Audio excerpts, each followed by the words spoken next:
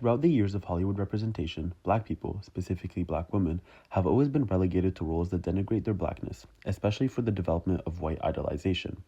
Hollywood systemically constructs these representations by not only approving the production of such films, but by in turn rewarding the actors who play these roles as to continue this culture in cinema. Two films that come to mind, made from entirely different centuries, are Gone with the Wind and The Help. Both of these films are adaptations that discuss a certain period in America where black rights were at the center of discussion. Made in 1939, Gone with the Wind is set during the American Civil War and it tries to sympathize with the Confederacy. Fun fact, Gone with the Wind was so successful that if you adjust it to inflation, it would be the highest grossing movie of all time. The success proves that the propaganda of the film was and continues to be ingrained in American consciousness. This is extremely relevant when we discuss the core issue of the film, the glorification of the mammy. The mammy is a stereotype that portrays the black female slave as a motherly and loyal figure that enjoys taking care of the white family. She is often represented with very dark skin, overweight, and wearing domestic-like clothing, a completely unrealistic figure as slaves were highly malnourished. This was a stereotype created by the South during the Confederacy to combat the abolitionist movement by portraying the black slave as content with their inferior status. Not to mention, they forced the belief that master families were taking good care of these slaves. In Gone with the Wind, the mammy is not simply figurative, as her name is literally Mammy. However, in the book, her name was unknown, thus showing a clear goal from the film's perspective.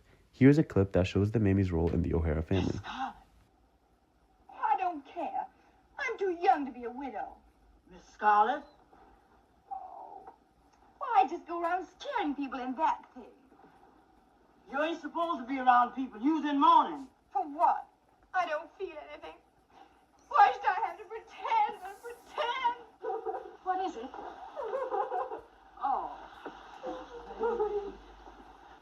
What is it? My life is over. Nothing will ever happen to me anymore. Darling. Oh, Mother, I know you think I'm horrible. I just can't bear going around in black. It's bad enough not being able to go to any parties, but looking this way, too. I don't think you're at all horrible.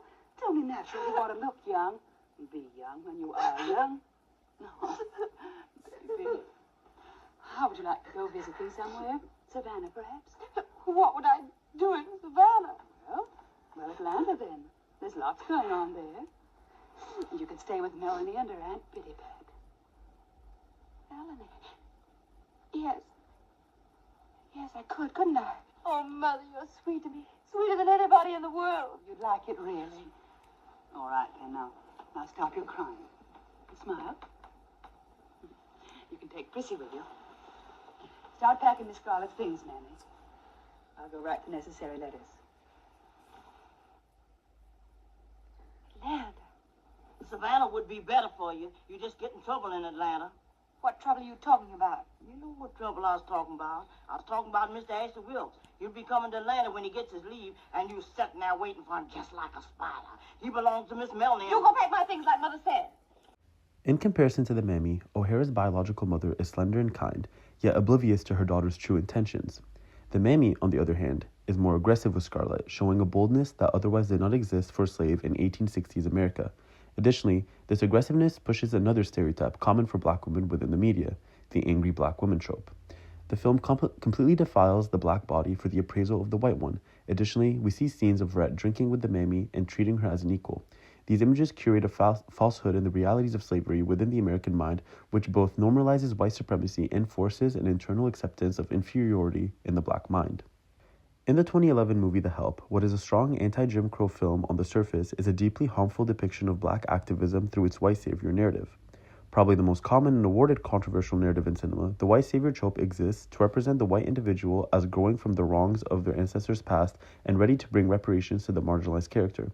The reason this is problematic is because it shows that activism needs white benevolence to show social progression as the victims are passive participants, and the character of color's experiences are stools for the white one's emotional development. The Help is set during the Civil Rights Movement, a clear linear advancement from the American Civil War from Gone with the Wind, and the black domestic workers are represented as passive to their own victimization. It is Skeeter, the white woman, that advances their progress through her book. Hence, the white savior trope is literally unraveling the film's plot through the perspective of white writing. Miss Stein, you said in your letter to write about what disturbs me, particularly if it bothers no one else. And I understand that now.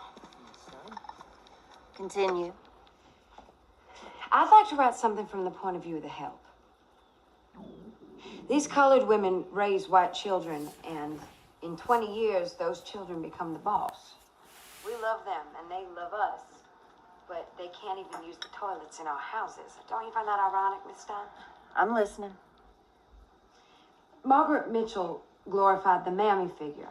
Dedicates her whole life to a white family, but nobody ever asked Mammy how she felt about it.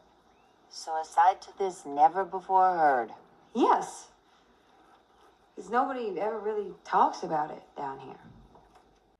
In that last clip, I like to call that scene the savior call. Skeeter seeks to use the black female experience as her own revolutionary work, and while impactful and good in intention, it is a false mirroring of reality, as the white woman's work in the film was truly done by the collective efforts of black people in America. In fact, Skeeter directly alludes to Gone with the Wind by calling out the author's glorification of the mammy, which is ironic as it shows the help's awareness of Hollywood's problematic representations, yet is itself pushing the modern harmful narrative of the white savior trope. In this next scene I will show, which follows a brutal police arrest on one of the black maids, we see the paramount of white benevolence. Skeeter enters a room of black domestic workers, all seen as passive actors in their own struggles. They are literally represented as still to the white woman's active role. This is exactly what the movie is telling its audience. Black women were unable to do anything in a movement led by black people without the aid of a white body. When analyzing Skeeter's form of activism, it actually steals that of the real black domestic workers in the South. There's a comparison to be made between Skeeter and Minnie, where Minnie does revolt against her employer by feeding her the iconic shit cake. Nonetheless, this shit cake is an individualistic form of defiance as it fails to make any societal progress for the collective and in fact harms the black community. Comparatively, Skeeter's collective activism genuinely makes changes in Mississippi in the South. Thereby, the help creates humor out of the black female activism and idolizes white female activism, all the while appropriating real black collective techniques. With all that in mind, Hollywood adores these films. Hattie McDaniel, the actress of Mammy, became the first black actor to be nominated and to win an Oscar for her role, and Octavia Spencer went on to win for her role as Minnie in The Help herself. This theme of black female wins due to racial narratives is a tendency, as only 10 black actresses have won an Oscar, with 9 being supportive roles in films and most relating to racial hardships.